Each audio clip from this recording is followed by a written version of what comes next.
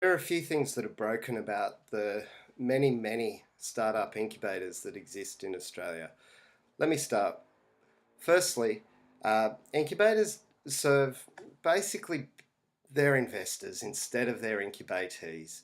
And those investors are looking to pick unicorns, not to create sustainable businesses. And that's why every 6 months they bring in a new cohort. And whether that business has gone through the forming, organising, funding, and operating things that are required or not, they are required to give the sidecar investors a portion of their business. And then they're sent out into the wild with not much better success rate than businesses that didn't go through incubators.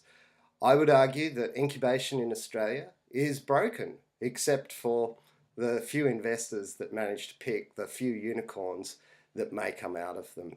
And we haven't seen that to date. I would also say that there's a second problem that Incubator Co-op is trying to solve, and that's cooperatives. So there's little understanding of cooperatives in the general public, and what understanding there is very negative. So things like Murray Goulburn, which was the second largest cooperative in Australia, selling just this weekend to the Canadian listed dairy group, you kind of get the feeling that cooperatives are dying.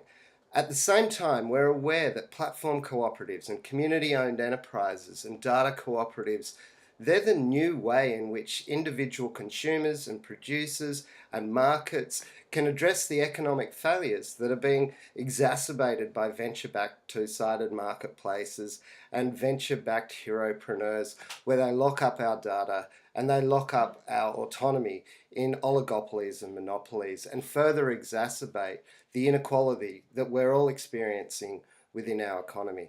So I would ask you, with 24 hours left in our crowdfunding campaign, to get behind Incubator Co-op. It's true that we've already passed the minimum threshold, but we do need you.